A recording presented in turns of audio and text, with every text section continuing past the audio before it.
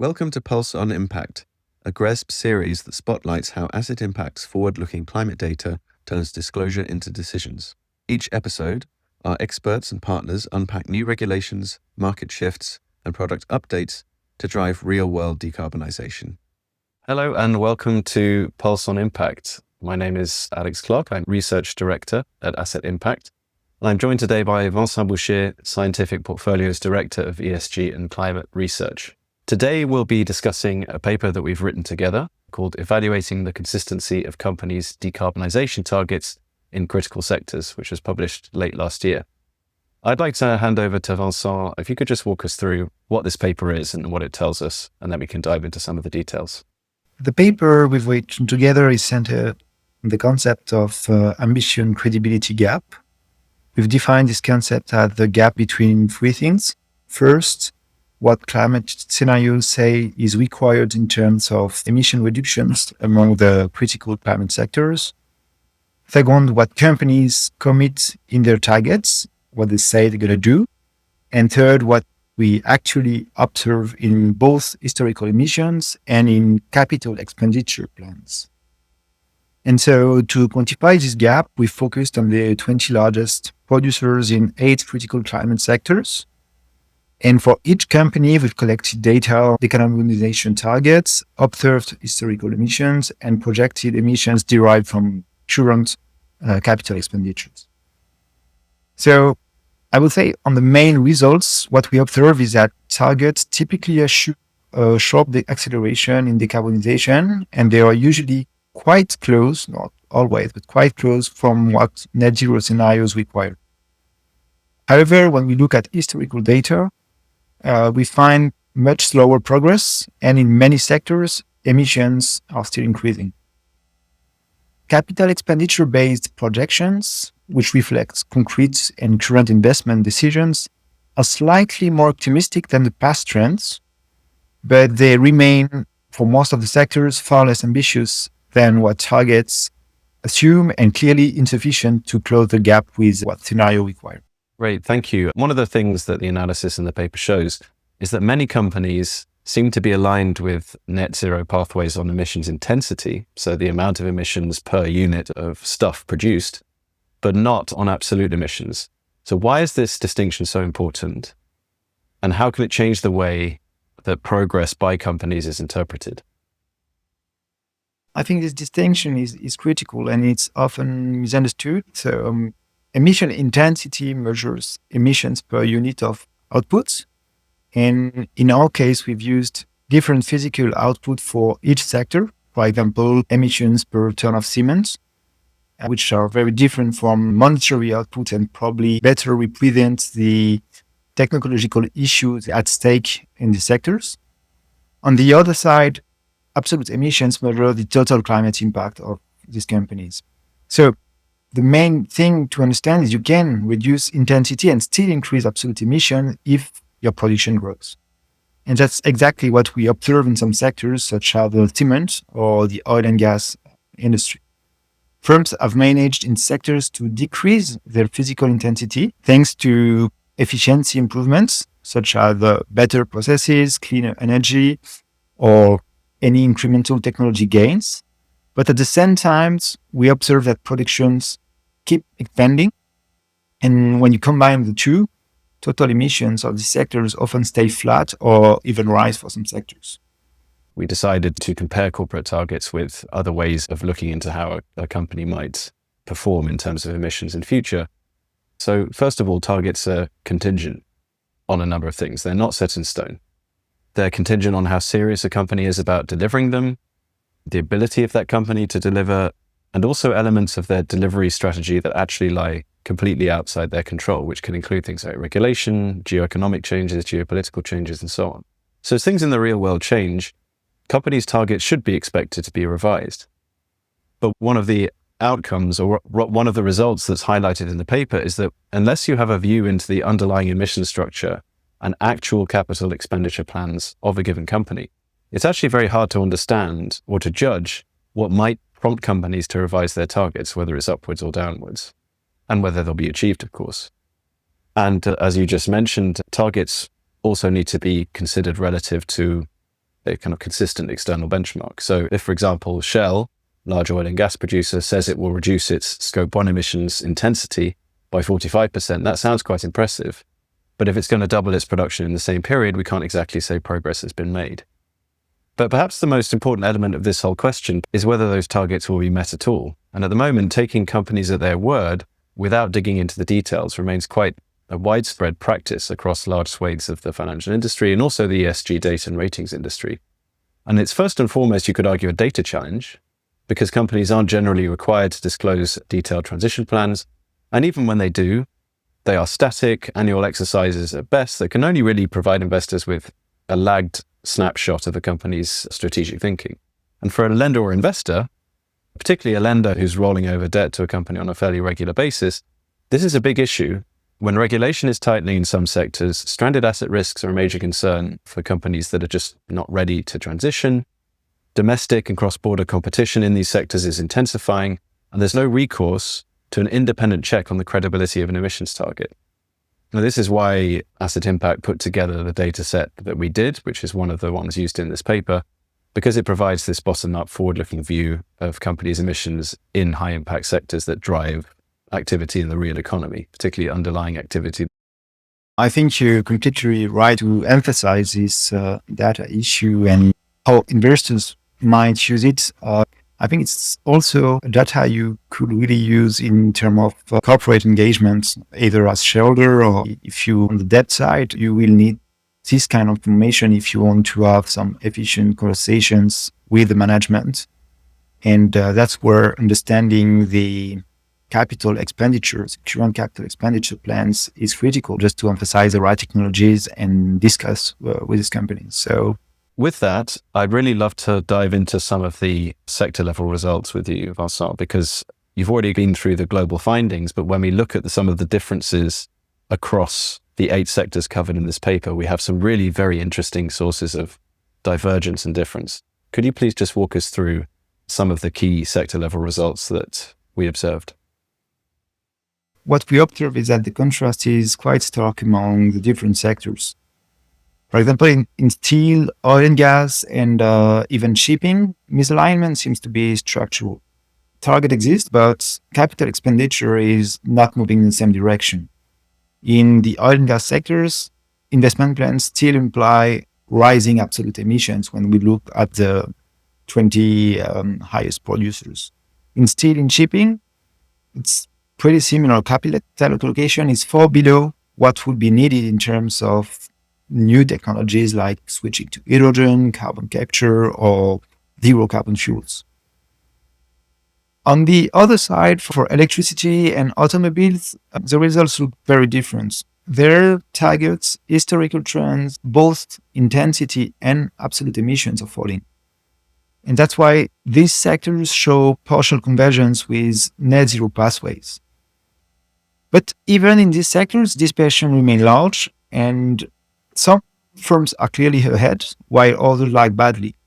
So the message, especially for investors, is not that these sectors are solved, but that the alignment is possible if and only if capital expenditure is directed to the right technologies. And would you say that some of the results in this paper demonstrate that neither a sector by sector perspective or a global perspective are sufficient on their own if you're an investor to try and understand how to transition a portfolio that covers many sectors at once? It's clear that in some cases, particularly those industrial sectors like steel and so on, that are lagging behind where they need to be in terms of forward-looking capital allocation. Is it partly that they're dependent on the decarbonisation of other sectors, such as power, for example, because steel is going to be quite reliant on electrification unless hydrogen really takes off? Or am I making too much of that argument? How much really should we be looking at intersectoral dependencies as an extension to this kind of work?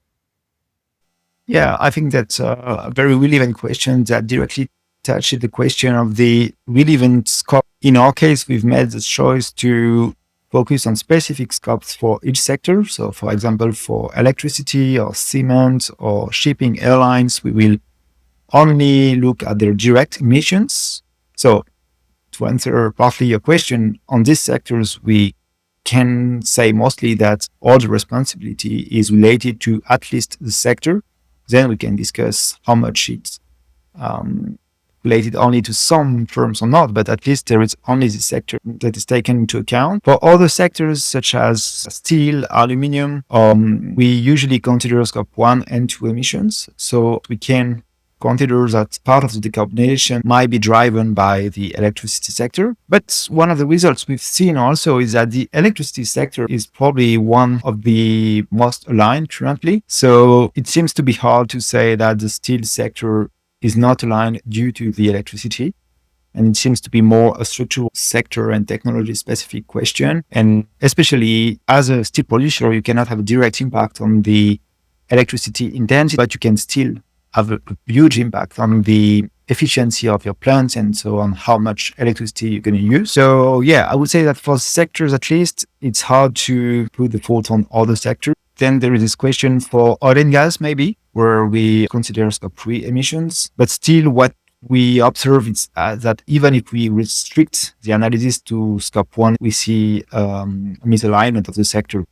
Of course, there is parts that can be done downstream. But once again, for example, the automotive sectors remain quite aligned. So we could expect the oil and gas scope 3 downstream that corresponds partly to the automotive use to be aligned, and the scope 1 emissions, which remains quite important for oil and gas. Great, thank you very much. I'd like to focus on the implications really of this kind of analysis for providers of capital, whether this is banks lending or investors that are primarily participating in secondary markets, or even private equity firms that are backing new ventures. Overall, what this paper does, among other things, is across a number of sectors, targets actually look quite nice. They look like companies are planning to deliver outcomes that are broadly in line with sectoral pathways outlined by the IEA. But then you take that layer, you put on top of it historical extrapolation, and it already looks like things are going to have to change quite significantly from how they've been done in the past in order for that to be achieved. Then you overlay the pathways, and then finally you overlay bottom-up CapEx-based projections that are from asset impacts dataset. And as we've discussed today, marked divergence across all of these different ways of looking at a company's future. From a perspective of an investor or a lender, how should someone looking to deploy capital to a company look at these three perspectives together? And what should this tell them about how they should treat the credibility of corporate targets? No one has a crystal ball and no one knows how things are actually going to pan out. But if you were to offer advice to the investment community or the banking community on the back of the results of this paper, what would that look like? Looking at ideally at the three components is critical because there is this historical perspective, there is this capital expenditure based perspective, and there is this target based perspective. And I would say the three are very complementary because one highlights, if you look at just history, you can probably start by understanding, just observing the trend over the last couple of years, maybe understanding why the trend has moved in one direction or the other. For example, for absolute emissions, sometimes you can explain it by some measures or this kind of operations, which is critical. So I will start from historical emissions, which is probably where it's the easiest to find. But then you quickly cannot say a lot more because you have no view on the future. And as you said, if you provide capital, it's usually mostly turned into the future than on the past. So then you have two choices that remain, either to look at targets or to capital expenditure. And I still think that best is to look at both because targets are sometimes easier to access, for example, through the Science-Based Target Initiative or through reports. But what we've shown on the paper is that clearly they are not always and most of the time not aligned with capital expenditures. So I think they are still relevant because it's also a way to engage with these companies based on something. So you can really take as a reference what they committed to do. Thank you. So if I can draw out some kind of key conclusions for corporate engagement for investors and banks' relationships with the companies that they're lending to, investors should really be anchoring their stewardship strategies much more closely to capital expenditure plans than targets alone. And it's probably fair to say that targets are very often taken not necessarily uncritically, but definitely less critically than they should be. which is not to say that companies will not actually end up achieving them necessarily, but it does, looking at the difference between where a company says it will be and where the evidence says it will be, gives you some idea of the gap that they need to bridge, which could be a function of policy support as well, for example, in order to close the gap between one and the other. And it's also fair to say that, particularly in light of the last 12 to 18 months with all of the volatility in global trade, some of the factors that are material to the achievement of these targets are not necessarily within companies' control. But that doesn't mean that we shouldn't be looking at the difference between targets and CapEx plans to try and understand the conditions under which they could actually converge. If we were to take additional insights out of this paper for regulators, what it does seem to suggest is that we need better data. Everyone always needs better data. But perhaps we should be extending or copying to some extent the emerging model under the European Banking Authority's Pillar 3 disclosures that mandates sector-specific physical emissions intensity indicators and benchmarking, etc. I'm not sure if this is going to be a feature of the final regulation yet, because some of it is still somewhat up in the air, already subject to change. But the sort of standardized disclosure of both historical emissions and the indicators against which targets are supposed to perform, at the very least, would help to normalize the data framework that investors and lenders are really struggling with. Is there anything you would add to that, or perhaps you disagree? Yeah, no, I fully agree with, of course, we always want more and more data, but I think in this case, one of the conclusions is we probably don't need that much different points of data, but really focusing on probably a smaller set of critical data points, such as physical intensity. We've seen not only in these papers that they are much more stable than monetary intensity, whether it's revenue or enterprise value. And they also are much closer from the scenarios data, for example, but also from the technologies at stake. So yeah, I would clearly emphasize from the regulator perspective, maybe having more strictly defined physical intensity metrics, because what we still see in the details is that definitions, either of the scope we consider, the way we compute denominators or the production metric is really a technical issue. And having some guidance on this choice would be really helpful, both for the non-financial and the financial firms.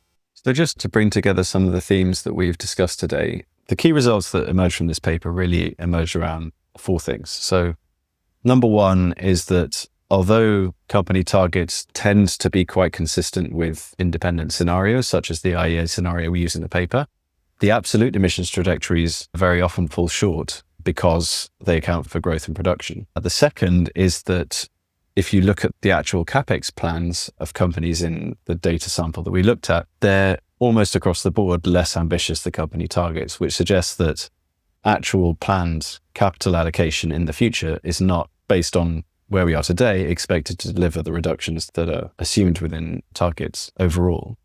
Thirdly, if you just extrapolate historical trends based on how companies performed in the past, they don't really bridge that gap either. And what you tend to see is that they tend to mirror the CapEx-based paths, which actually raises concerns about the feasibility of delivering on targets as well. And then, as we've touched on as well, if you look at differences between sectors, some of the differences are really material. And where we see the highest degree of misalignment is in sectors like steel, oil and gas, and shipping, whereas some of the relative success stories, I wouldn't say absolute success stories, are within the electricity and automobile sector, where you're starting to see convergence between targets and CapEx plans, both on an intensity basis and on an absolute basis. With that, I'll close today's discussion. Thank you very much for joining us. And if you're listening and you'd like to find out more about either the paper or the respective organizations that Vincent and I represent, namely Scientific Portfolio and Asset Impact, please get in touch.